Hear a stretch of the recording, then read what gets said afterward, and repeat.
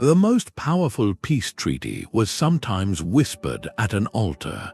For centuries, the fate of empires hinged not on battlefield victories, but on secret diplomatic marriages arranged in shadowed palace chambers.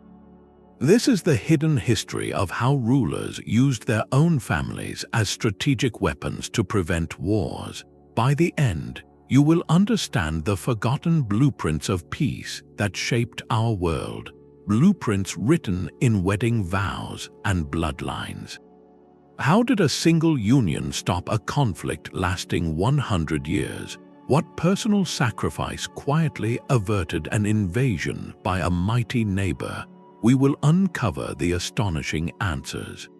What does it truly cost to buy peace for an entire generation? These ancient ceremonies created a new kind of map, one drawn not with borders but with bloodlines.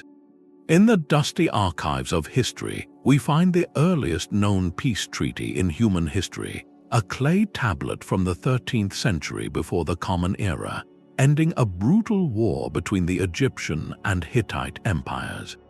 Yet the true, lasting peace did not come from the words baked into that clay. It arrived years later in the form of a young woman traveling with a magnificent dowry. Pharaoh Ramesses II, one of Egypt's most powerful rulers, wed a daughter of the Hittite king. This was no simple gesture. It was a masterstroke of political engineering. The marriage transformed a fragile ceasefire into a family alliance. Suddenly, the Hittite king was not just a former enemy, he was a father-in-law. Any new aggression would not merely break a treaty, it would shatter a kinship bond, an act with profound social and spiritual consequences in that era. The shared interest became literal, a hope for a grandchild who might one day inherit influences from both mighty realms. This established the core principle that would echo for ages. A marriage alliance could forge a stronger chain than any ironclad contract, because it wove the fates of two dynasties into a single, tangled thread. The personal sacrifice of a princess became the keystone holding up an arch of peace across the ancient world. From the river valleys of Mesopotamia to the palaces of early China, this blueprint was copied and refined. Royal daughters were dispatched not as prisoners, but as permanent ambassadors, their wombs carrying the future security of their homeland. It was a quiet, relentless diplomacy that operated in the background of history, proving that sometimes the most effective peacekeeping force was a wedding procession. But this art of marital diplomacy reached its most refined and secretive form within the walls of a single city, Constantinople. For the Byzantine Empire, marriage was not just a tool, it was the central instrument of statecraft, a delicate game played with human pieces considered almost divine. The emperors ruled from a palace complex known as the Sacred Palace, and their children, born in a special purple marble chamber, held the sacred title Porphyrogenitoi, literally meaning born in the purple. These individuals were seen as set apart, their very blood carrying a celestial mandate to rule. To marry one to a foreign ruler, especially a so-called barbarian king from the northern steppes or the European West, was viewed by many in Constantinople as a profound, even dangerous concession. It was sharing a sacred flame with those outside the empire's glorious light. So why would they ever do it? The answer lies in a cold, brilliant calculus of survival. When the empire faced a dire threat, a massive invasion looming on the Danube frontier or a powerful new nomadic confederation rising in the east, the marriage of a purple-born princess became the ultimate secret weapon. Imagine the scene: a foreign king, let us say a formidable Gothic or Bulgarian ruler, ambitious and restless at the head of a great army. He could be met with legions, sparking a costly war with an uncertain outcome. Or he could receive a secret envoy from the emperor himself, offering a deal: the hand of a Byzantine princess, a woman born in the purple, in exchange for his loyalty and his army's service as allies. For that barbarian king, the offer was irresistible. It was not merely a wife he was gaining, it was a transformative injection of legitimacy and ancient prestige. Overnight, he shifted from being a peripheral warlord to a son-in-law of the Roman emperor, his lineage now intertwined with the most revered throne on earth. This was the genius of the Byzantine strategy. The marriage neutralized him. To attack the empire now would be to attack his own family's honor and his own future dynasty's claim to glory. He became a client ally, a guardian of the frontier he once threatened, all without a single Roman soldier leaving their post. The empire secured its borders through a wedding contract, paying for peace not with gold, but with a carefully measured drop of its own sacred blood. It was a breathtakingly cynical and effective form of control, proving that in the high-stakes game of empires, the most binding chains were often woven from silk and vows. Yet this strategy of withholding a marriage could be even more potent than the ceremony itself. Centuries after Byzantium perfected the diplomatic wedding, a different kind of master in Western Europe played the game with a brilliant, silent twist. His name was Charlemagne, crowned emperor of the Romans on Christmas Day in the year 800. He ruled a vast realm stretching from modern France deep into Germany and Italy, a colossus bestriding the continent. And at the heart of his court were his daughters, women like Rotrud, Bertha, and Gisela. Historians have long noted a curious fact: Charlemagne, despite countless offers from kings and dukes across Europe, famously refused to let any of them marry.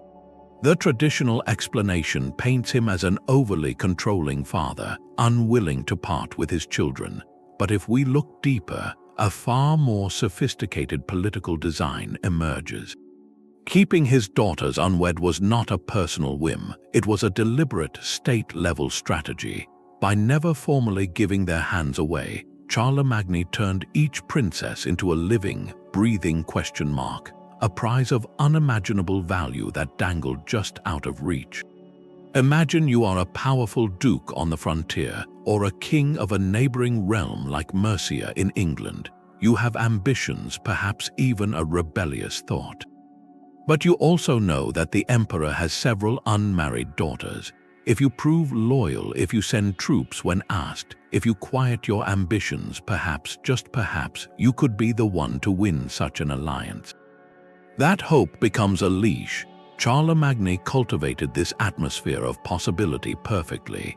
He allowed his daughters to form romantic attachments and have families, but he never sanctioned official marriages that would legally bind their status and their claims away from his control. This meant every noble in his orbit and every foreign ruler was caught in what we might call the Carolingian web. They were all competing for a favor that was perpetually promised but never granted. The mere possibility of union with a Carolingian princess was a geopolitical deterrent more powerful than any army. It offered what every ambitious man in that era craved: legitimacy. A formal tie to Charlemagne's bloodline would transform a regional leader into a son-in-law of the Roman emperor, elevating his dynasty for centuries. So, to stay in the running, these potential suitors had to remain compliant, helpful, and peaceful. A rebellion or a border raid would immediately take them out of contention. In this way, Charlemagne prevented conflicts without drawing a sword or signing a single treaty. He maintained stability across his empire by mastering the art of the unfulfilled promise, proving that the most powerful diplomatic marriage was the one that existed only in the hopeful minds of his rivals, a ghost alliance that kept the peace more effectively than any real one ever could. This quiet influence reached its zenith in a place few outsiders ever saw: the Ottoman Harem. While the sultans themselves famously avoided formal marriages to foreign royalty, a different, more subtle form of marital diplomacy flourished behind its gilded walls. Here, the most powerful peacemakers were not princesses sent abroad, but women who arrived from abroad and rose to astonishing heights. This was the era historians call the Sultanate of Women, a period where the mothers and chief consorts of the sultans wielded immense, though often unseen, political power. Many of these women, the Valide sultans and Hayski sultans, were not Ottoman by birth. They were often taken from regions that were rivals or recent conquests, places like Greece or Ukraine or the Caucasus. This origin was not a weakness, it became a unique form of diplomatic leverage. Once elevated to a position of intimate trust beside the Sultan, a consort from a specific region carried the cultural memory and political concerns of her homeland directly into the empire's innermost sanctum. Her influence was personal, whispered, and constant. Imagine a powerful Hayski sultan, born in what is now Ukraine, hearing of unrest or potential conflict along that frontier. Her counsel to the sultan could be framed not as foreign policy, but as family wisdom, a plea for stability and mercy toward the people she once knew. She could advocate for peaceful negotiations over military campaigns, for lenient governors over harsh ones. She became, in effect, an unofficial ambassador and a permanent lobbyist for her native region, creating a channel of understanding that bypassed formal and often hostile diplomatic circuits. This was marital diplomacy turned inward. The empire did not send a royal daughter out to secure an alliance. It brought the outside world in the person of a woman who then worked from within to soften the empire's stance and prevent conflict. Her success was measured in quiet councils and averted wars, a testament to the fact that the most binding peace accords were sometimes not written on parchment, but woven into the private conversations between a ruler and his most trusted companion.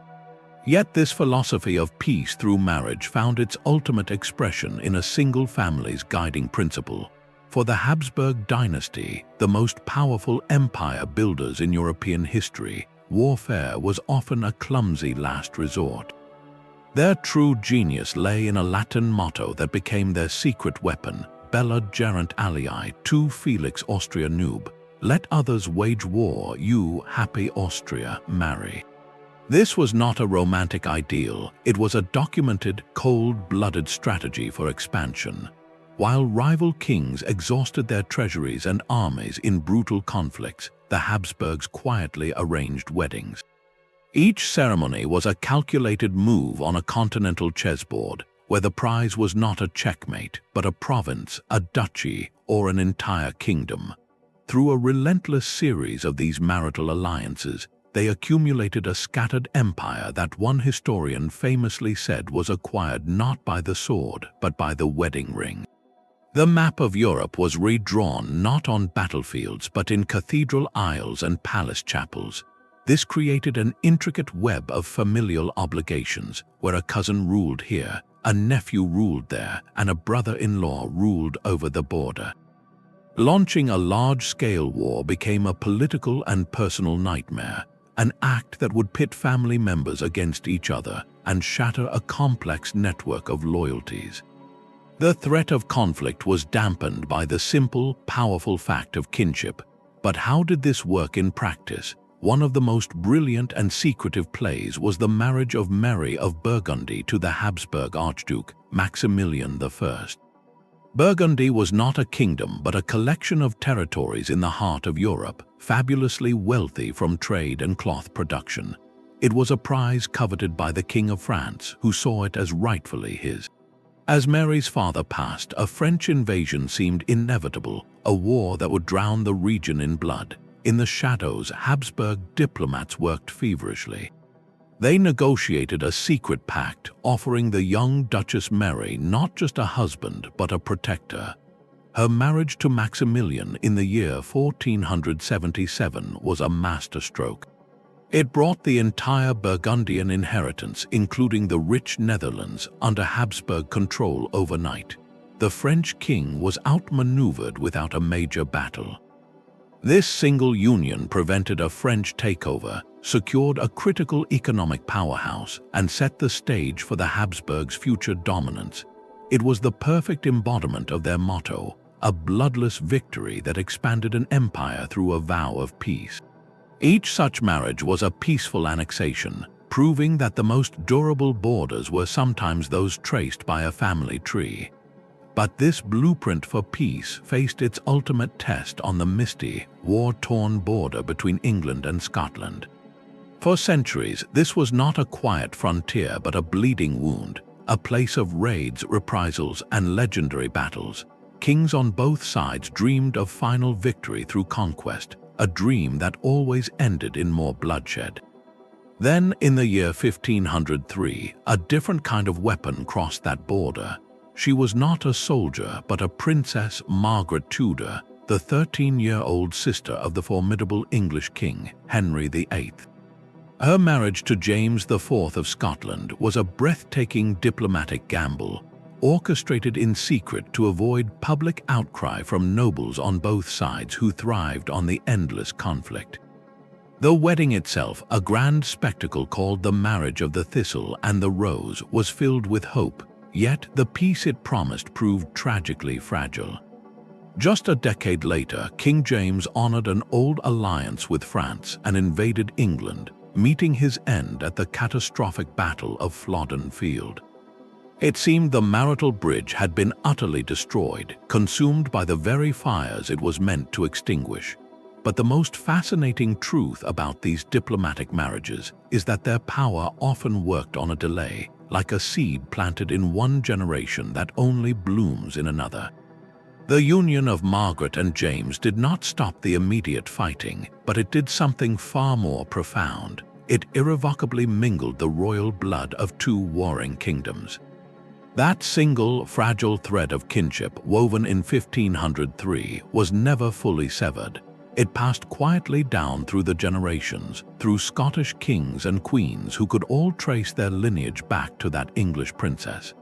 A century later, that thread became a lifeline. When the last Tudor monarch, Queen Elizabeth I of England, passed without an heir, the crown did not pass to a distant foreign claimant or spark a civil war.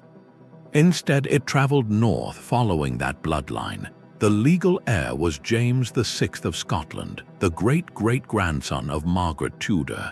In 1603, he peacefully rode south to London and was crowned King James I of England. The centuries of slaughter, the legendary battles, the deep-seated hatred, all were set aside in a single, astonishing moment of peaceful succession. The union of the crowns was not achieved by an army but by a family tree. That long-ago marriage, conceived in secrecy and nearly forgotten after Flodden, had quietly done its work. It made a Scottish king the closest blood relative to the English throne, transforming a foreign rival into a legitimate heir. The perennial border war lost its central purpose because the man ruling from London was also the king sitting in Edinburgh.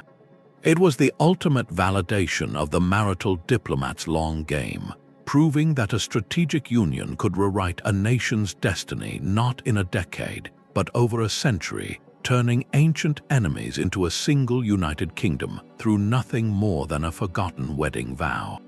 Yet the reach of this marital diplomacy stretched far beyond the courts of Europe, into lands where the very concept of such an alliance seemed foreign. In the intricate political landscapes of 16th and 17th century East Asia, an unlikely group of men became secret architects of peace, not with soldiers but with proposals of marriage. They were Jesuit missionaries, members of the Society of Jesus, who had traveled from Europe to spread their faith in Japan, China, and beyond. To gain the trust and permission of powerful rulers, they needed to offer something of immense value. Often, that offering was not just religious wisdom but worldly cunning, a deep understanding of European statecraft that included the ancient art of the diplomatic marriage. Imagine a Jesuit father, perhaps like the famous Alessandro Valignano in Japan, seated in the court of a powerful regional lord, a daimyo. This daimyo is locked in a costly, stalemated conflict with a rival. Openly suing for peace could be seen as weakness, inviting challenges from other lords or shame from his own retainers. The Jesuit, positioned as a learned outsider with no direct stake in the local power struggle, could whisper a suggestion. What if a discreet union could be arranged, a marriage between a daughter of one house and a son of the other? He could act as the neutral messenger, carrying secret proposals between camps, a channel that did not exist in the formal, honor-bound samurai hierarchy. The beauty of this scheme was its face-saving grace. Neither lord had to publicly capitulate. Instead, they could present the marriage as a strategic alliance between great families, a magnanimous joining of forces rather than a desperate bid for truce. The Jesuit mediator provided the perfect cover, his religious mission lending an aura of impartiality and higher purpose to the negotiations. This same pattern played out on the vast steppes between the Ming dynasty and Mongol confederations. A Jesuit priest serving as an astronomer or translator in the Ming court, possessing the emperor's ear, might secretly propose a marital link to a powerful Mongol Khan as a way to secure the volatile northern frontier. For the Mongol leader, a marriage alliance with the Ming was a tremendous boost in prestige and a guarantee of favorable trade. For the Ming emperor, it was a way to transform a nomadic threat into a bound ally, preventing raids and costly military campaigns. The secrecy was everything. Public knowledge could inflame hardliners at the Ming court who despised the barbarians, or stir dissent among the Khan's followers who prized independence. By working through the trusted, third-party Jesuit, both sides could explore the fragile possibility of peace without risking their political standing. These hidden betrothals, facilitated by men in religious robes, reveal a profound truth. The institution of marriage was so universally understood as a bond of obligation and future promise that it could transcend even the deepest cultural divides. It provided a ready-made, neutral framework for peace, a script that leaders from completely different worlds could follow. The Jesuits, in their quest for spiritual influence, became accidental masters of a secular peace, proving that sometimes the most effective treaty was not written in a council hall, but whispered in a confessional, offering rivals a dignified path away from the brink of war. The logic of kinship could even pacify the most rugged and rebellious frontiers.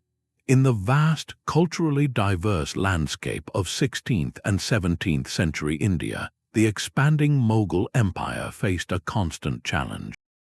How do you govern such a sprawling realm, filled with fiercely independent warrior clans who saw any central authority as a threat to their honor and autonomy? The answer, perfected by emperors like Akbar and Jahangir, was not found in a decree but in a wedding procession. They mastered the art of using marriage alliances as a tool for temporary truce and long-term integration, particularly with the formidable Rajput kingdoms and later the rising Maratha clans. This was not merely a political gesture, it was a brilliant act of psychological and social engineering. When a Mughal emperor, a Muslim ruler of Central Asian descent, married the daughter of a Hindu Rajput king, he was doing something far more profound than securing a peace treaty. He was offering inclusion. The Rajput ruler was not defeated and humiliated, he was elevated. He became a Mansabdar, a high-ranking noble in the imperial court, and most importantly, a relative of the emperor himself. His clan's prestige was now tied to the Mughal throne's success. What had been a potential center of rebellion was transformed, almost overnight, into a pillar of the empire. The local chieftain was no longer an enemy to be crushed. He was a brother in arms, a guardian of the very frontier he once raided. This strategy of co-option through marriage created a powerful vested interest in stability. Think of it from the Rajput lord's new perspective. Why would he stir up trouble against an empire that now honored his family, gave his sons prestigious military commands, and treated his homeland with respect? His daughter might one day be the mother of a Mughal prince, blending his lineage with the imperial dynasty. His loyalty was now personal, familial, and deeply intertwined with his own ambition. These marriages functioned as strategic ceasefires that cooled immediate tensions. but their real genius was in the lasting integration they fostered. They provided a dignified path for proud, independent rulers to join the imperial project without losing face.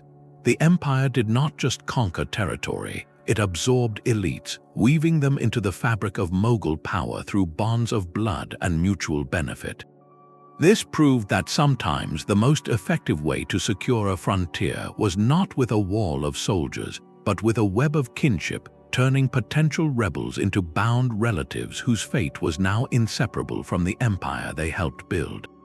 But a marriage contract could do more than prevent a war. It could forge an entirely new nation from two separate peoples.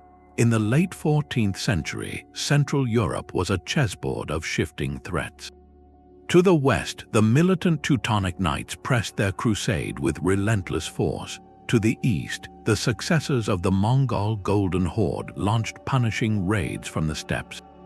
Caught between these twin perils were two distinct realms, the Kingdom of Poland and the Grand Duchy of Lithuania.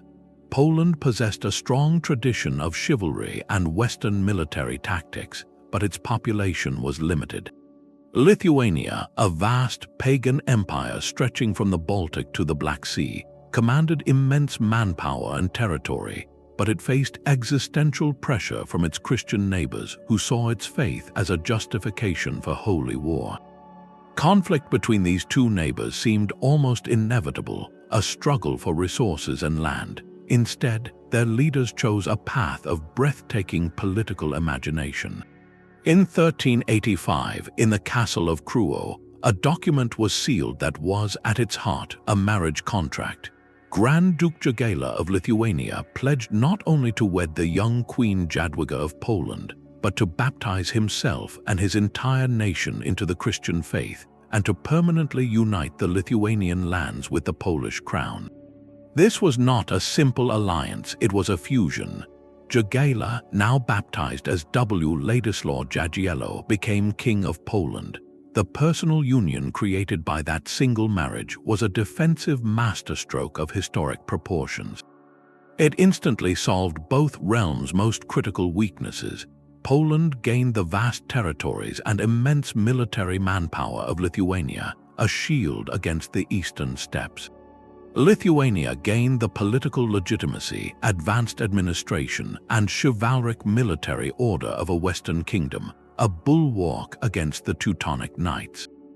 Together, they formed a commonwealth that could fight on two fronts, a geopolitical giant born in a single ceremony. The marriage did not merely prevent a war between Poland and Lithuania, it made the very idea of such a war obsolete. They were no longer rivals, they were one entity. Over the following centuries, this union would evolve into the Polish-Lithuanian Commonwealth, a republic of nobles that became one of the largest and most powerful states in Europe, a multi-ethnic and multi-religious realm that dominated the region for nearly 400 years. The Union of Krewo shows us the ultimate potential of marital diplomacy. It was not just a tool for peacekeeping, but a catalyst for state building. A strategic wedding could be the genesis of a superpower, transforming two separate peoples with different languages and faiths into a single political force capable of reshaping the map of a continent. The most enduring borders are sometimes those drawn not by rivers or mountains, but by a shared vow, proving that a dynasty's future could be the foundation of a nation's destiny. A ruler's inheritance was only as secure as the family she could call upon. Maria Theresa of Austria faced this brutal truth the moment she took the throne in 1740. By law, a woman could not be elected Holy Roman Empress, but she could inherit the vast, scattered Habsburg lands, a collection of duchies and kingdoms from Austria to Hungary to parts of Italy. Rivals across Europe, smelling weakness, immediately pounced, launching the War of Austrian Succession. Her armies were overstretched, her treasury strained. In this desperate hour, her most reliable soldiers were not in the field. They were her own daughters, and their marriages were her secret battle plans. Years before, with foresight that now seemed prophetic, she had arranged the union of her daughter, Maria Amalia, to the Duke of Parma in northern Italy. This was not a simple match for status. Parma was a strategic foothold, a friendly buffer state that complicated any French or Spanish ambitions in the Italian peninsula.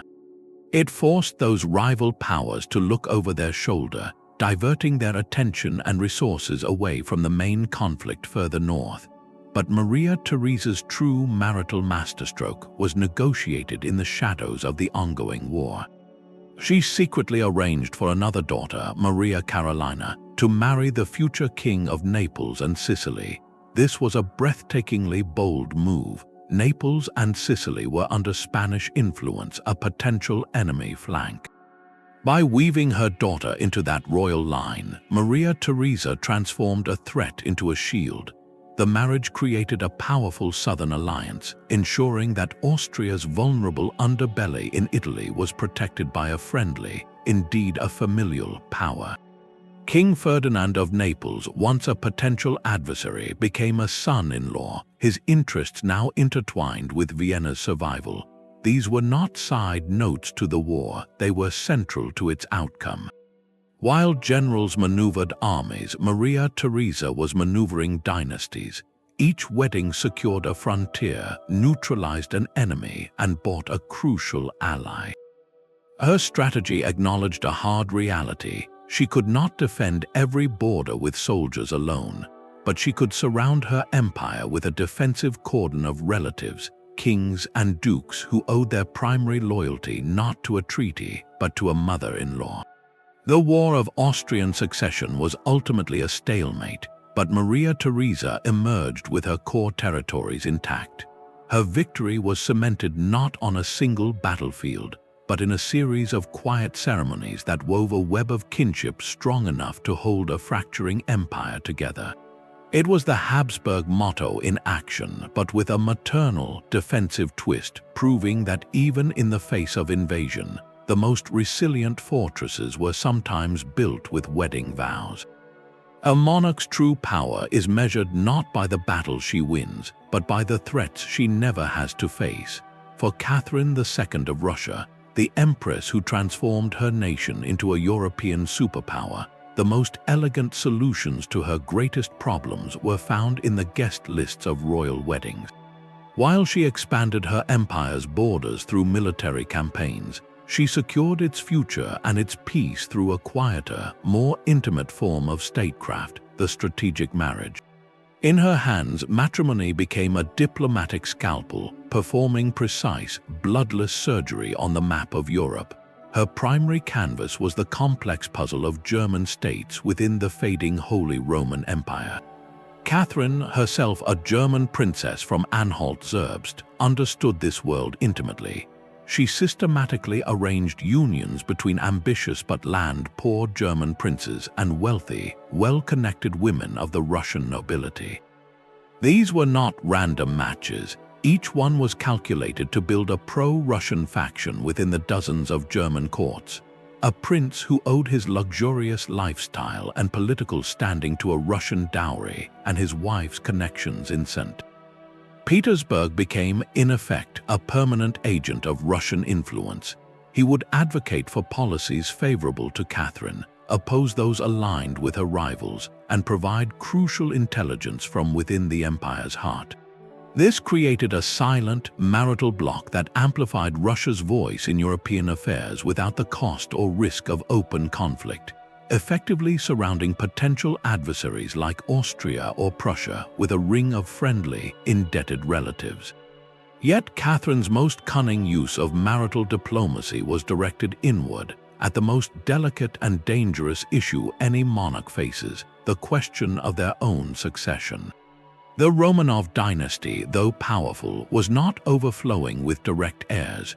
There were distant cousins, branches of the family with a claim to the throne, whose very existence posed a latent threat. An ambitious cousin could become a figurehead for noble discontent or a pawn for a foreign power like the Ottoman Empire, eager to destabilize Russia. Catherine addressed this with brilliant subtlety. She identified these potential Romanov claimants and, with the guise of royal generosity, arranged splendid marriages for them. But the matches were carefully chosen to send them far from the centers of power. A cousin might be wed to a minor duke in Italy or a princeling in a small German state, a position of honor but with no army or political base to challenge her. This was exile wrapped in wedding silk. By marrying them into foreign courts that were prestigious but powerless, she neutralized them. They were removed from the Russian political scene, their children's loyalties and futures tied to foreign lands. This elegant maneuver prevented the kind of internal dynastic strife that had torn Russia apart in earlier centuries, securing domestic peace and denying her enemies a ready-made tool for intervention. Every wedding Catherine orchestrated, whether drawing a German state closer or sending a Romanov cousin gently away, served the same grand strategy. It was about aligning interests and eliminating flashpoints. She proved that an empire's stability could be woven from the intimate threads of family, ensuring that St. Petersburg's influence extended as powerfully through bloodlines as it did through battle lines, keeping rivals in check and her own house in order for generations to come. Even the man who conquered Europe with cannons ultimately sought peace with a wedding ring. Napoleon Bonaparte, having shattered the old order across the continent, faced a problem that military genius alone could not solve. His empire, built on stunning victories, lacked the one thing his enemies possessed in abundance: legitimacy. The ancient royal houses of Europe saw him not as an emperor, but as an upstart Corsican general, a dangerous revolutionary in a crown. This perception fueled the relentless coalitions that formed against him, a cycle of war that threatened to consume everything he had built. To break that cycle, Napoleon turned to the oldest play in the diplomatic book. In 1810, he made a coldly calculated decision, divorcing his beloved wife Josephine, who had not borne him an heir, and seeking a bride from the very aristocracy he had defeated. His target was the House of Habsburg, the most venerable dynasty in Europe, its bloodline tracing back centuries. The chosen bride was Archduchess Marie-Louise, the 18-year-old daughter of the Austrian emperor. This was not a romance, it was a geopolitical masterstroke disguised as a royal wedding. By marrying a Habsburg, Napoleon aimed to perform a kind of political alchemy. He was attempting to transmute the raw, unstable metal of his conquests into the solid gold of hereditary right. Overnight, the Corsican outsider became the son-in-law of the Austrian emperor. His future son would carry the blood of Charlemagne and the Caesars. This single union was designed to transform Austria from a bitter, defeated enemy into a bound ally, a father-in-law with a vested interest in the survival of his daughter's new dynasty. Napoleon hoped the ancient logic of kinship would do what his armies could not: permanently silence the drums of coalition war. It was a breathtaking gamble, an attempt to graft his new empire onto the ancient family tree of Europe, hoping that shared blood would prove a stronger bond than shared fear. For a brief, glittering moment, it seemed to work. The marriage produced the longed-for heir, a son given the title King of Rome. Austria remained neutral during Napoleon's disastrous invasion of Russia in 1812, a neutrality purchased with a wedding vow. Yet the strategy contained a fatal flaw. Napoleon had embraced dynastic logic to secure his reign, but he could not escape the revolutionary nature of his power. The other monarchs, particularly in Britain, Russia, and Prussia, did not see a newly legitimate emperor. They saw a predator who had now stolen one of their own princesses to adorn his stolen throne. The marital bond with Austria proved personal, not political. It tied the Austrian emperor's family to Napoleon, but it did not erase the fundamental threat his expansionist empire posed to the balance of power in Europe. The coalitions reformed, stronger than ever. The peace bought by the marriage to Marie-Louise was a temporary ceasefire, not a permanent settlement. In the end, the ancient tactic failed to contain the modern force Napoleon represented. His empire fell, and his son never ruled. the episode stands as a poignant testament to the limits of marital diplomacy. It could alter perceptions and create temporary respites, but it could not permanently restrain ambitions that fundamentally challenged the entire system. Napoleon's wedding was a brilliant application of an old rule, but it was played on a battlefield where that rule was no longer the only one that mattered. Sometimes the most influential peacemakers are the ones history books forget to name. In the shadow of giants like the Habsburgs, another dynasty perfected the art of quiet connection, transforming their family into a living switchboard for an entire continent. The House of Wettin, rulers of the modest German state of Saxony, built something far more valuable than a vast empire in the 18th and 19th centuries. They built a network. Through meticulous, generation-spanning marital planning, they wove their bloodline into the fabric of Europe's royal houses, placing sons and daughters on thrones from Warsaw to Brussels. This was not about raw power, but about access and influence. A Wettin prince married to a Russian Grand Duchess, or a Wettin princess as the wife of a Spanish king, created something priceless, a private line of communication. When tensions spiked between Berlin, Vienna, and St. Petersburg, formal diplomacy could be slow, rigid, and prone to public posturing. But a Saxon cousin could write a personal letter or host a family gathering at a quiet country estate. In these intimate settings, over shared meals and private walks, grievances could be aired without threat to national honor. Proposals could be floated as mere suggestions from a concerned relative. A Saxon diplomat, related by blood to both parties in a dispute, could convey messages with a nuance and discretion impossible for an official ambassador. They acted as human shock absorbers for the continent's constant political tremors. A crisis over territory in Poland or the Low Countries might be diffused not in a council chamber, but during a hunting party or a musical soiree organized by the Wettin family, where the real negotiation happened in whispers between the acts. This dense web of kinship served as a permanent, informal peace conference. It prevented the kind of dangerous misunderstandings that arise when great powers only speak through formal, adversarial channels. By ensuring that Prussia's king, Russia's Tsar, and Austria's emperor were all connected through Saxon cousins, the Wettins made conflict feel less like a clash of states and more like a painful family feud. This subtle, relational diplomacy reminds us that peace is not always brokered in grand treaties, but often in the quiet, trusted spaces between relatives, where the language of statecraft is spoken with the softer accent of family duty. The Wettins proved that peace could be a family affair, but this strategy reached its most urgent and transformative form in a nation racing to reinvent itself. Japan in the late 19th century was a country tearing at its own seams. The Meiji Restoration had toppled the centuries-old shogunate, restoring the young Emperor Meiji to direct power with a radical new vision, to transform a feudal society into a modern world power almost overnight. This was not just reform, it was a revolution from above, and revolutions create dangerous winners and even more dangerous losers.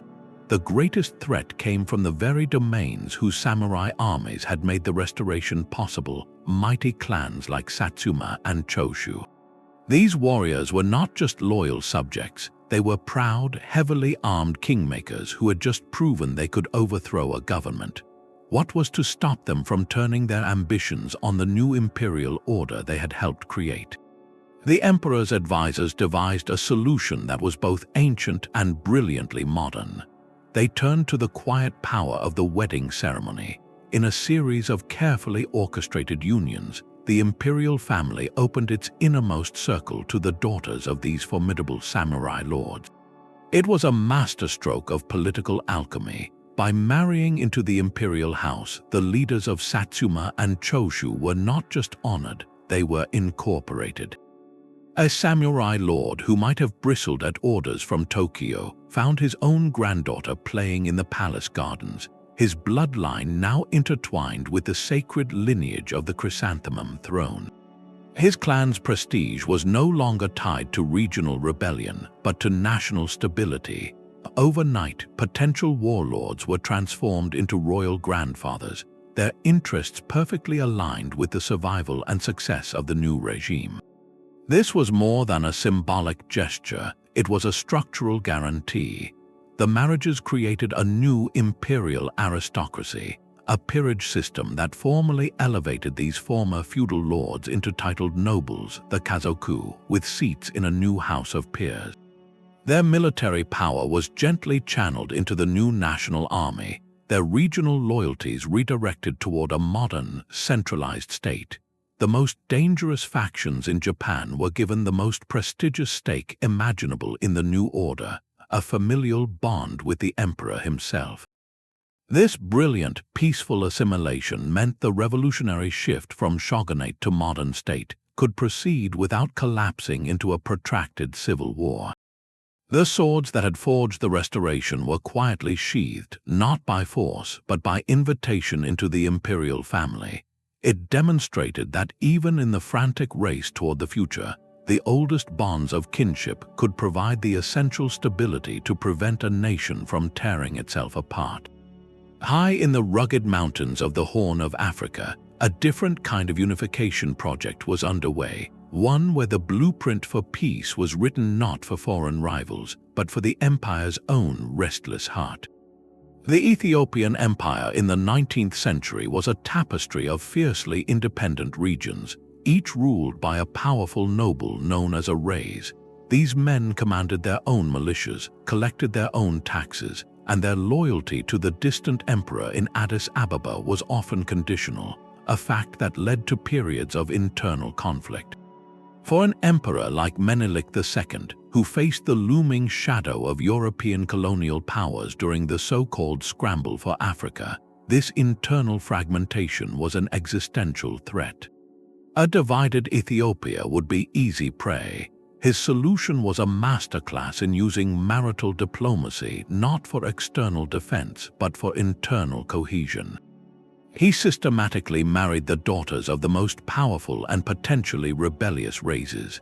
This was a transformative political act. Suddenly, a regional lord in Gojam or Tigray was no longer just a subordinate, he was the emperor's father-in-law.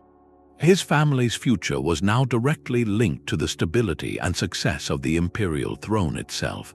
Any thought of rebellion carried a profound personal cost, for it would jeopardize the future of his own daughter, and more importantly, any grandson who might one day wear the crown. The emperor, through marriage, turned potential adversaries into stakeholders. A Rais with a grandson in the line of succession was far more likely to send troops to support the imperial army, and far less likely to withhold taxes or plot secession. His ambition was channeled inward toward strengthening the dynasty his own blood would help lead.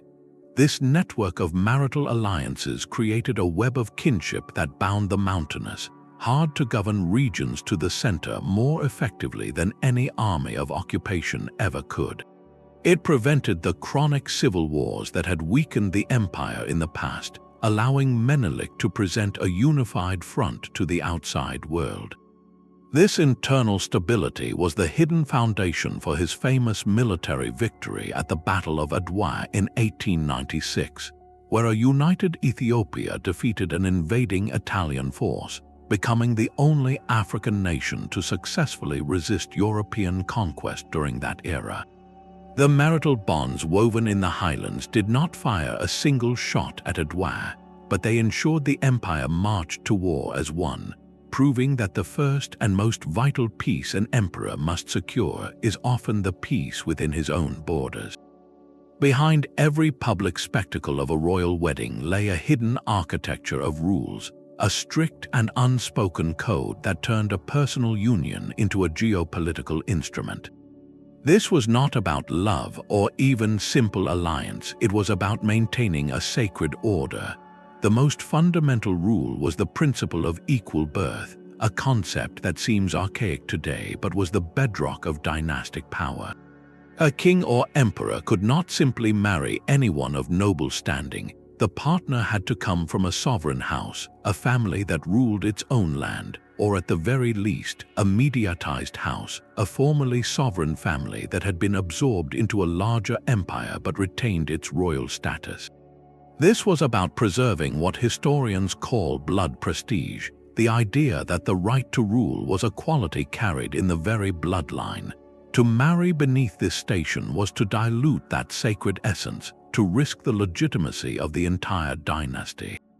So when a Habsburg archduke wed a princess from Savoy, or a Bourbon king married a Medici duchess, they were not just joining two people, they were merging two reservoirs of this perceived sovereign essence, ensuring their children would inherit an unquestionable right to command. This rigid social firewall made royal matches a closed circuit, a small pool of eligible partners across Europe whose family trees were already densely intertwined, which ironically made the peacekeeping function of these marriages even more potent, because every conflict now risked pitting cousin against cousin, uncle against nephew. The public vows were one thing, but the real treaty was signed in private, often years before the ceremony. The marriage contract itself was a secret diplomatic document, a dense legal instrument that could be dozens of pages long. Far beyond listing jewels and properties, it functioned as a detailed peace accord. A dowry might not be just gold, but actual territory, a strategic town or province changing hands to balance power. The contract could include specific military support clauses, obligating one family to send a certain number of troops if the other was attacked. Crucially, it almost always contained religious guarantees, especially in matches between Catholic and Protestant houses, ensuring the bride could practice her faith in her new home and dictating the religion of future children.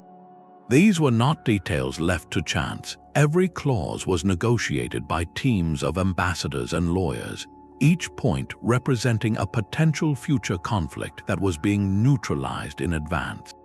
The wedding day was merely the ceremonial ratification of a deal that had already meticulously calculated the value of every castle, every regiment, and every soul.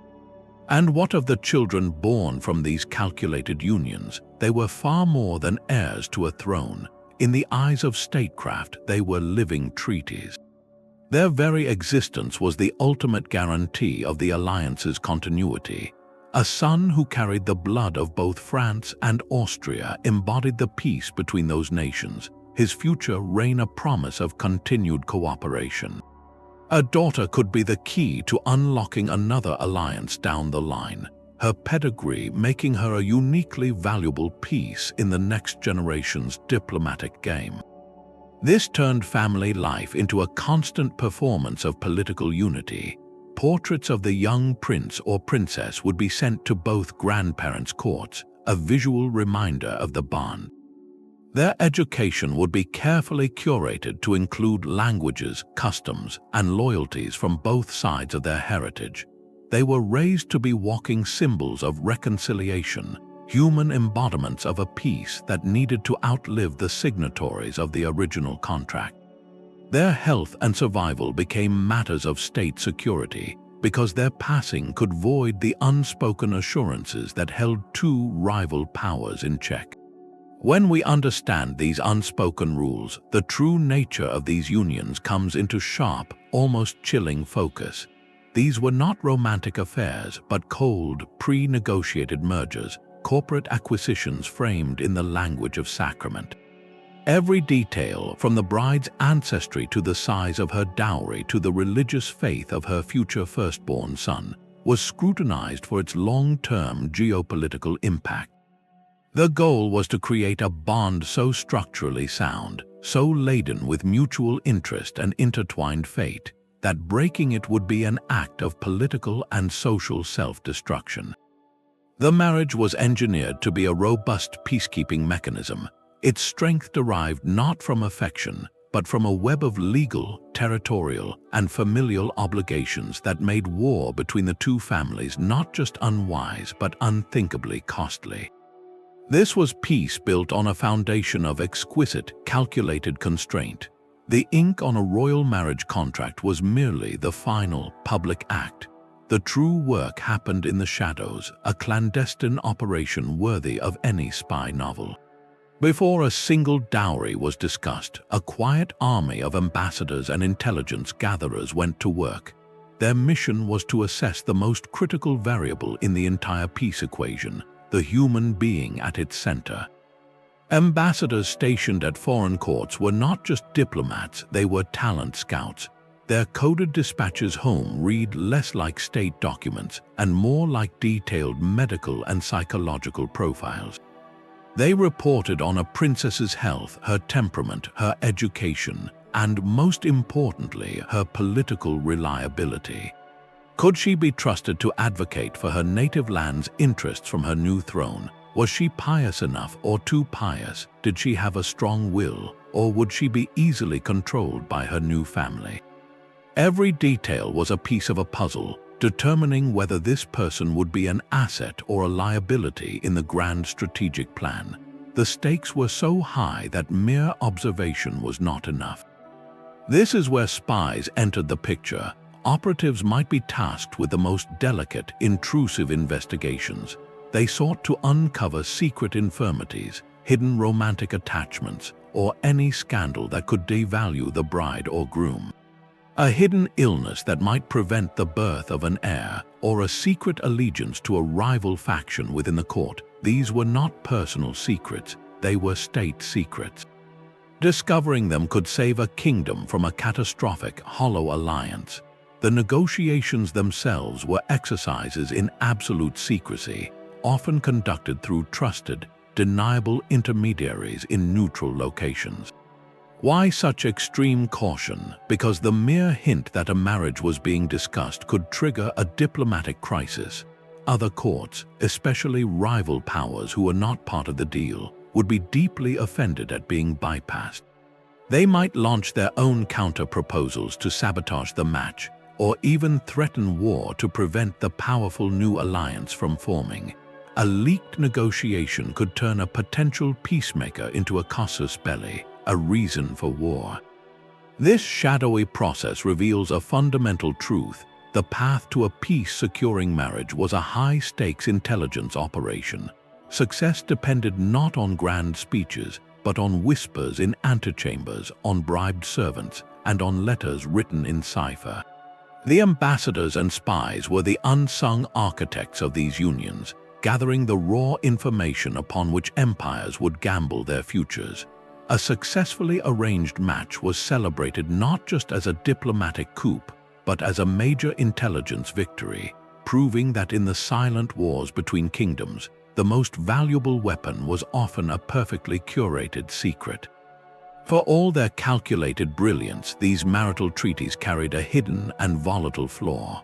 They were built upon a foundation of human emotion, and when that personal bond shattered, the political consequences could be catastrophic. The union between Louis VII of France and Eleanor of Aquitaine stands as a stark monument to this risk. Their marriage was a geopolitical jackpot for France, bringing the vast, wealthy duchy of Aquitaine under the French crown. But the relationship between the pious king and his formidable, spirited queen grew cold and distant. Their annulment in the year 1152 was not merely a personal separation. It was a seismic event in European politics. Freed from her union with Louis, Eleanor swiftly married Henry Plantagenet, who would soon become King Henry II of England. In doing so, she did not just take herself to the English court, she took Aquitaine with her. Overnight, the territory that had been France's greatest asset became the cornerstone of a rival empire that stretched from the Scottish border to the Pyrenees. This single failed marriage did not just end an alliance, it created an existential threat. The transfer of Aquitaine from the French crown to the English planted the seed for a conflict that would last on and off for 100 years. The personal failure of a king and queen to find common ground redrew the map of Western Europe and doomed generations to warfare, proving that a diplomatic marriage could be a landmine as easily as a lifeline. A similar dynamic of personal failure triggering national crisis unfolded centuries later, with even higher religious stakes. The marriage of Philip II of Spain to Mary I of England was conceived as the ultimate Catholic bulwark. It was meant to unite two mighty crowns against France and firmly return Protestant England to the Roman Catholic fold. On paper, it was a masterstroke. In reality, it was a profound miscalculation that ignored the human element. The marriage produced no heir, no living child to secure the union of the two dynasties. More damagingly, it proved deeply unpopular in England. Philip was seen as a foreign king, and Mary's fervent efforts to restore Catholicism, which included the passing of many Protestants, fueled intense anti-Spanish sentiment. The political alliance, lacking the glue of a shared heir and strained by public hostility, became hollow. When Mary passed and her Protestant half-sister Elizabeth I took the throne, the failed marital project left a bitter legacy. Philip, having invested so much in the union, saw Elizabeth's England not just as a heretic nation, but as a personal betrayal of what his marriage was meant to accomplish. This sense of personal and dynastic grievance helped fuel his decision decades later to launch the Spanish Armada, a massive invasion fleet aimed at conquering England. The shattered promise of that childless marriage contributed directly to one of the most famous naval conflicts in history. In both these cases, the fragile human heart at the center of the treaty proved to be its weakest point. When affection turned to animosity, or when the hoped-for child never arrived, the elaborate political scaffolding collapsed. The alliance reverted from a bond of kinship back to a mere transaction, and one that had now gone terribly wrong. The resulting wars were not just clashes of nations, but the violent aftershocks of a broken home, reminding us that the most carefully drafted peace could be undone by the very people it was meant to unite. A wedding chest filled with gold could silence the drums of war more effectively than any army. Beyond the vows and the sacred lineage, every royal marriage triggered a colossal, deliberate movement of wealth, a financial transfusion designed to heal the impulse for conflict. The dowry, the immense sum of money, jewels, and sometimes even entire territories brought by the bride, was far more than a ceremonial gift. It functioned as a strategic economic stimulus package for the groom's kingdom.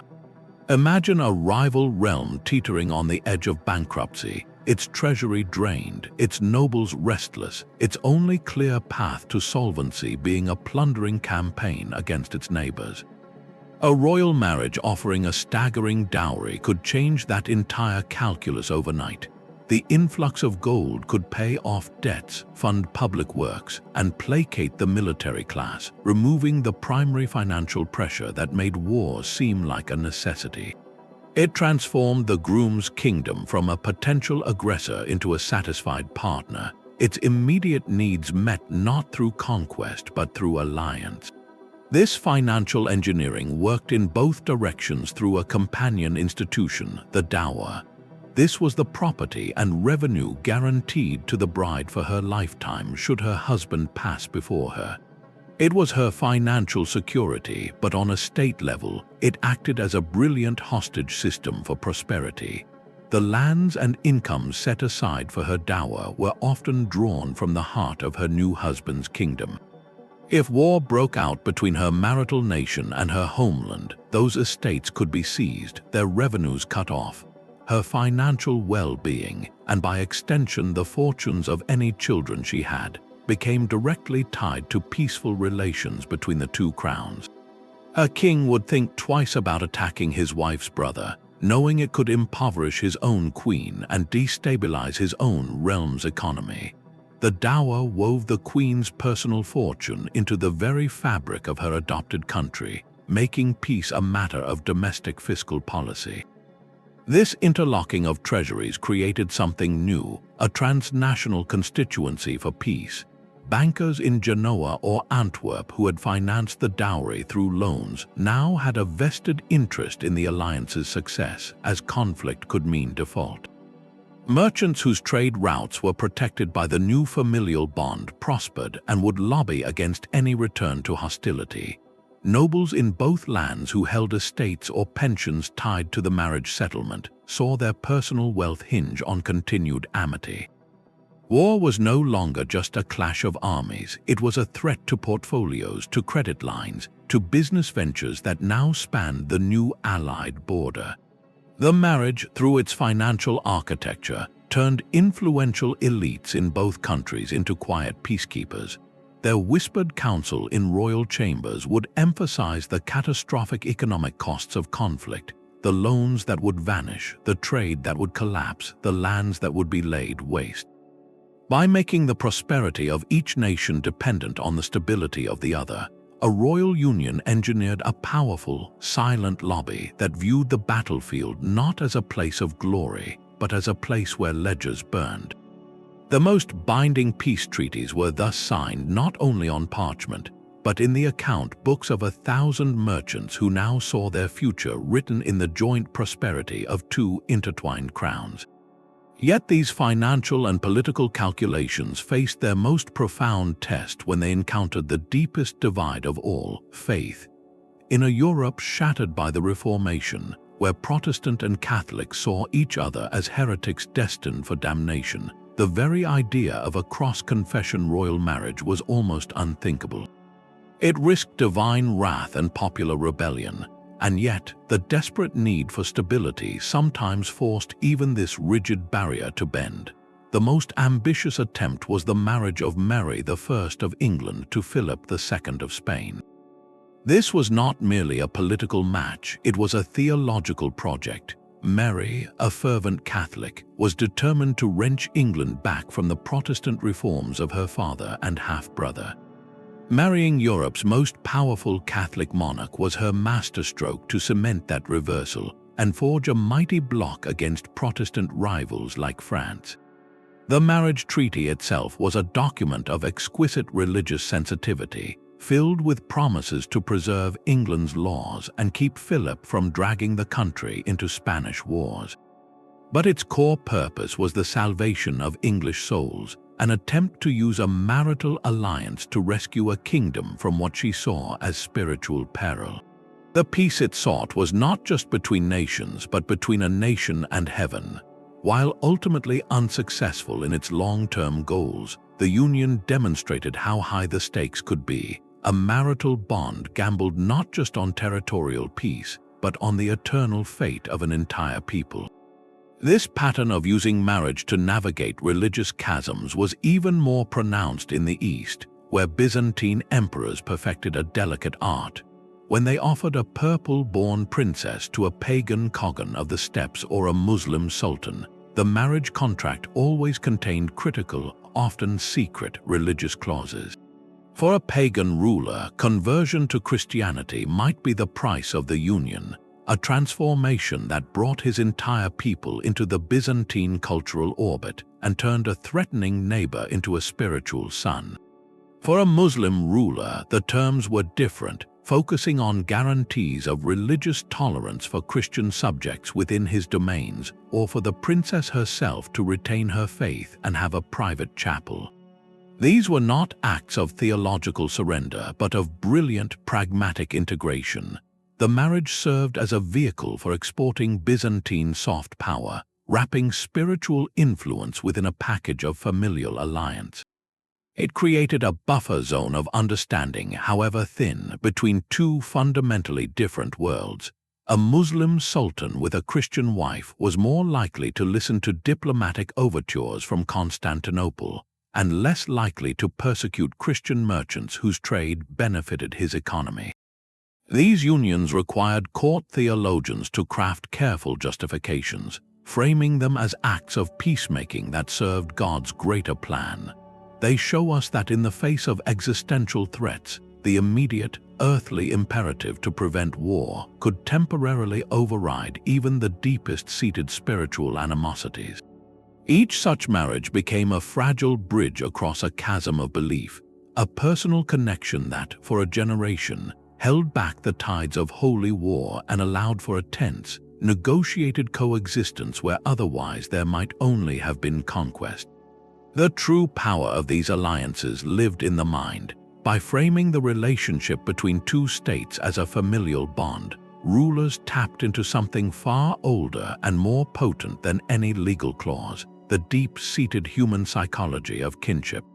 When a king referred to another monarch as his brother-in-law, or when two empires shared a grandson as their future sovereign, it was not mere pageantry. It was a deliberate act of psychological reframing, transforming an abstract geopolitical rivalry into a vivid personal relationship. Declaring war on a faceless nation was a strategic decision. But declaring war on your sister's husband or launching an invasion into your nephew's kingdom felt like something else entirely, a profound betrayal of the natural order. This shift in perception raised the moral and emotional cost of conflict to a staggering degree. It made peace the expected, normal state of affairs, and it rendered war a shameful last resort, an admission that one had failed in their most basic familial duties. The cold calculus of borders and armies was suddenly warmed by the language of loyalty, honor, and blood. A dispute over a province was no longer just about territory. It was about whether an uncle was treating his niece's children fairly. A trade embargo became not an economic tool, but a question of whether a father-in-law was providing adequately for his daughter's household. This psychological lever was astonishingly effective because it worked on everyone, from the monarch in his council chamber to the common soldier in the field.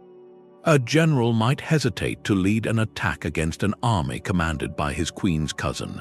A populace told for a generation that their royal family was intertwined with a neighboring one would find it harder to muster the visceral hatred needed to sustain a long war. The alliance created a shared story, a narrative of connection that made hostility feel unnatural. It built a subtle, powerful inertia for peace. Breaking a treaty was a diplomatic scandal, but breaking a kinship bond was a social and spiritual transgression that could haunt a dynasty's reputation for generations. This is why the most successful marital diplomats were master storytellers. They meticulously cultivated the public image of the union, commissioning portraits of the happy couple, celebrating the births of children as blessings for both lands, and staging elaborate visits that showcased familial harmony. They were building a shared identity, a sense of being part of a larger, royal family of nations where internal squabbles were to be resolved at the dinner table, not the battlefield. The strategy turned the immense pressure of social expectation into a peacekeeping force, proving that the most durable borders are sometimes the ones we build in our own minds, out of a sense of belonging and mutual obligation. The psychological architecture of kinship, however, could not survive a revolution in how nations saw themselves. The quiet power of a royal marriage to prevent war depended entirely on a world where kingdoms were seen as personal property, extensions of a single family's will. That world began to fracture in the late 18th century, and by the 19th it was coming apart at the seams. The engine of this change was the rise of the modern nation-state, a concept where sovereignty resided not in a monarch's bloodline, but in the collective will of the people, often expressed through constitutions and parliaments. Suddenly, the map was no longer a patchwork of dynastic holdings, but a mosaic of nations defined by language, culture, and shared citizenship. In this new political landscape, a secret marriage pact between two royal houses began to seem not just archaic, but profoundly illegitimate. What right did a king have to pledge his daughter, and by extension his nation's allegiance, without the consent of his ministers, his parliament, or his public? The idea that the private life of a ruling family could dictate the foreign policy of millions became anathema to the emerging democratic spirit. The bonds of state were now forged in legislative chambers and on the printed page, not in palace chapels. A treaty required a signature from a responsible government, not just a blessing from a father-in-law. the very mechanism that had once secured peace was now viewed as a dangerous anachronism, a vestige of a less enlightened age when the fate of empires rested on the whims of a few interrelated individuals. This shift in political philosophy drained the marital strategy of its power. A marriage alliance might still create warm personal feelings between two royal families, but it could no longer reliably command the armies or the treasuries of nations that answered to a broader electorate. The peace it promised was personal, not national. Furthermore, the nature of conflict itself transformed in ways that made these personal bonds seem tragically quaint. The 19th and 20th centuries ushered in the era of total war and ideological struggle, conflicts defined not by dynastic squabbles but by existential clashes of systems. When a nation mobilized every factory, every farm, and every citizen in a fight for survival against fascism or in the grinding stalemate of a Cold War, what relevance did a cousin's plea for mercy hold? In a fight perceived as a battle for democracy's survival or for a utopian future, the ancient logic of kinship carried no weight. An ideological enemy was not a brother-in-law with a competing territorial claim. He was the embodiment of an evil to be eradicated. No secret wedding could bridge the chasm between democracy and totalitarianism, or between communism and capitalism. The personal was utterly subsumed by the political on a scale these marital diplomats could never have conceived. The practice of secret diplomatic marriage did not fade because it was proven foolish or ineffective. On the contrary, it faded because it was too effective for the world it was designed to manage. It was a precision tool for a dynastic system, and when that system was dismantled and replaced by the mass politics of the modern age, the tool simply no longer fit. The world of personal rule, where a single marriage could recalibrate the balance of power, had vanished, leaving behind a legacy of astonishing peace accords written in vows now rendered silent by the roar of the crowd and the march of ideologies.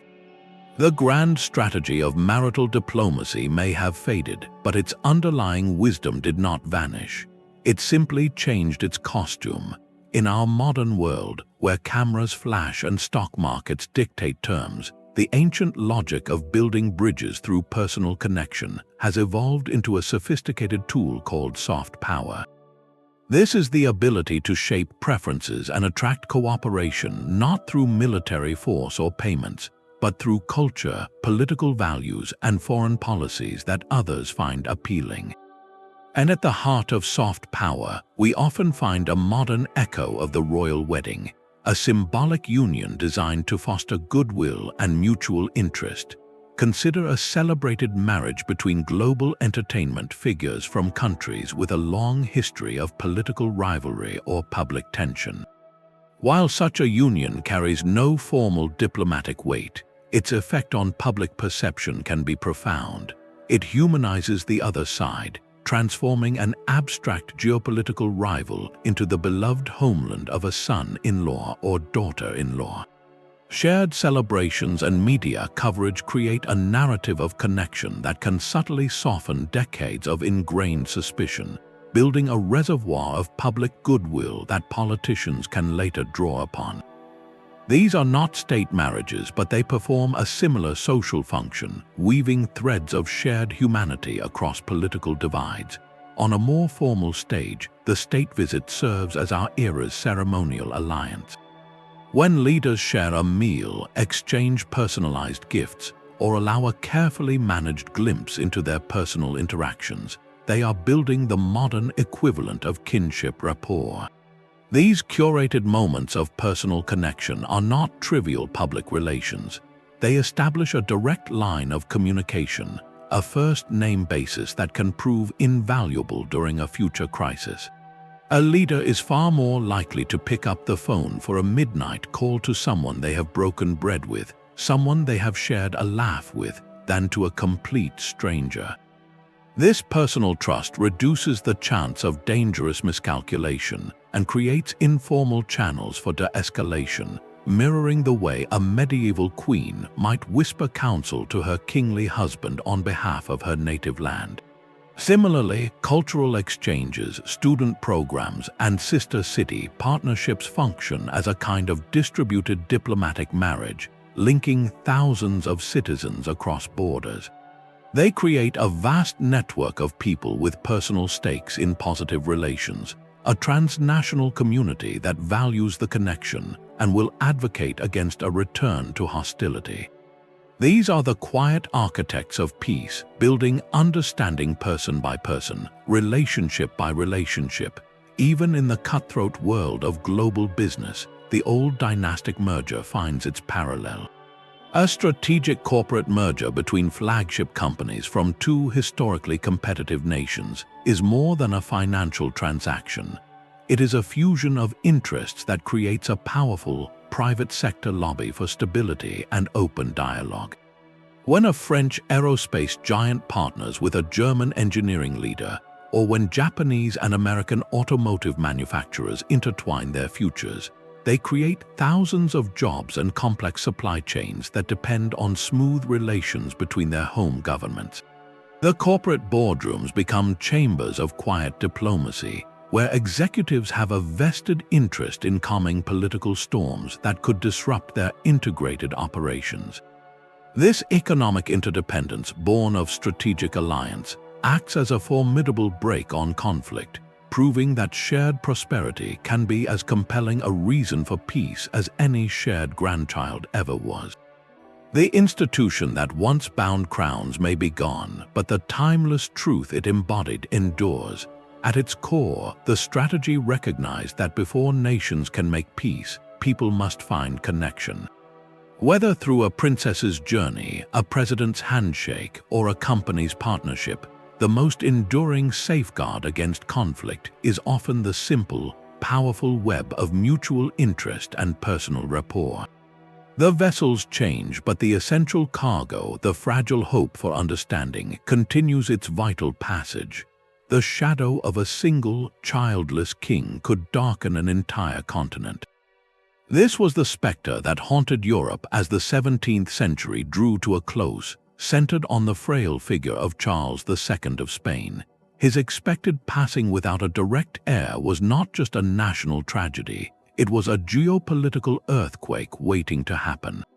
For decades, the two greatest powers on the continent, Bourbon France and Habsburg Spain, had been locked in a tense rivalry, their borders bristling with fortresses and armies.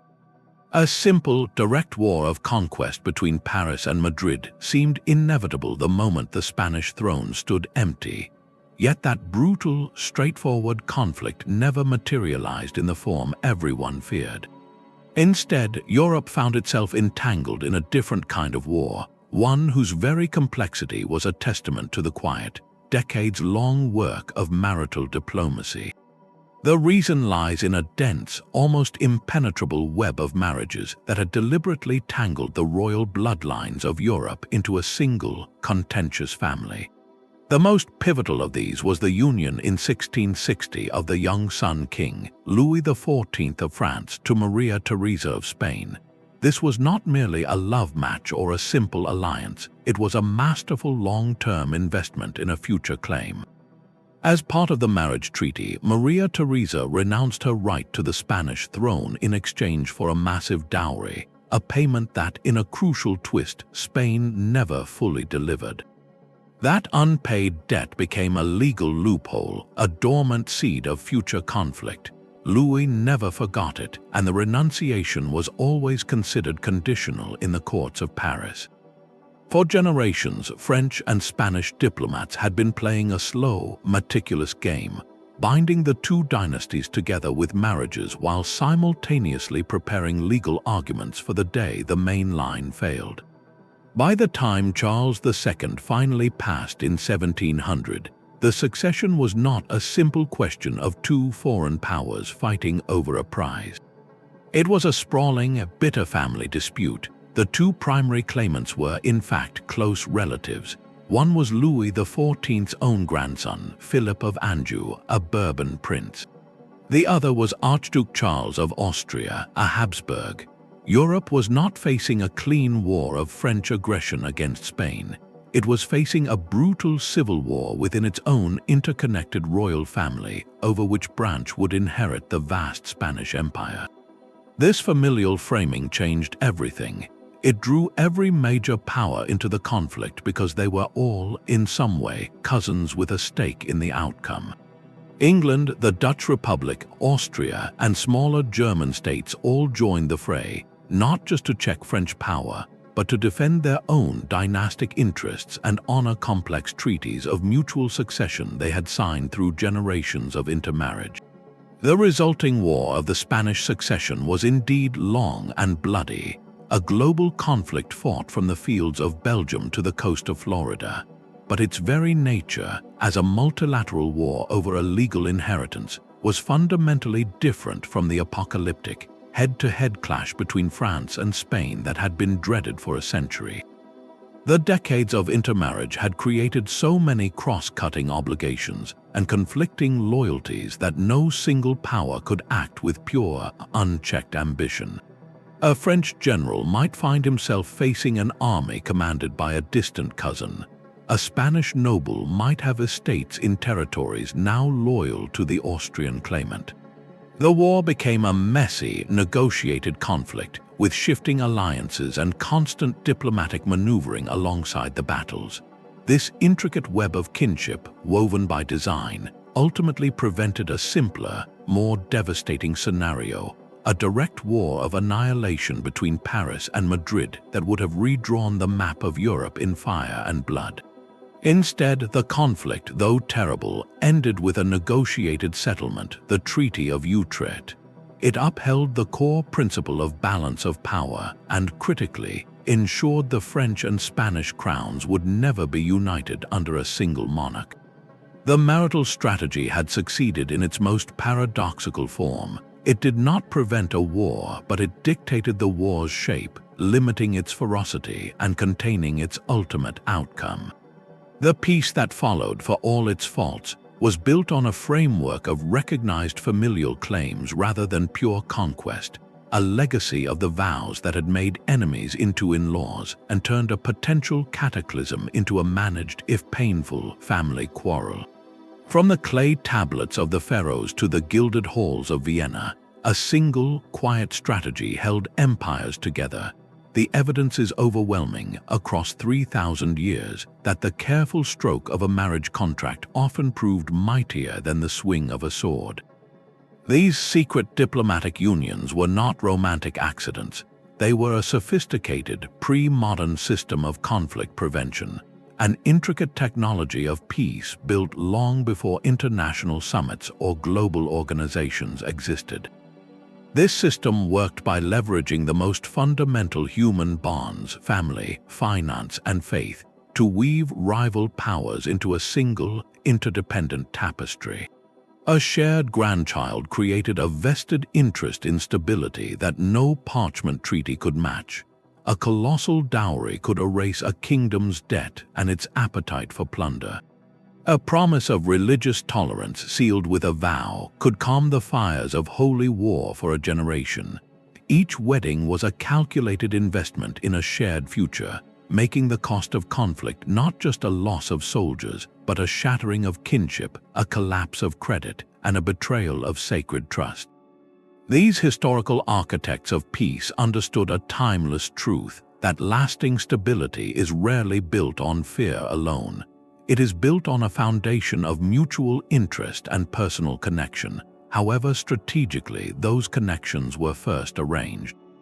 The intricate webs they spun, from the Pacific to the Baltic, remind us that before nations can make peace, people must find a reason to see each other not as faceless enemies, but as potential partners, in-laws, and allies. As we navigate our own complex global landscape, with its digital diplomacy and economic interdependence, these ancient lessons in creative statecraft remain profoundly relevant. They challenge us to look beyond the obvious tools of power and consider the subtle, human bridges that can prevent conflict before it ever begins. The quiet art of the diplomatic marriage may belong to the past, but its core insight, that peace is woven from the threads of shared fate, is a legacy that still speaks to us today.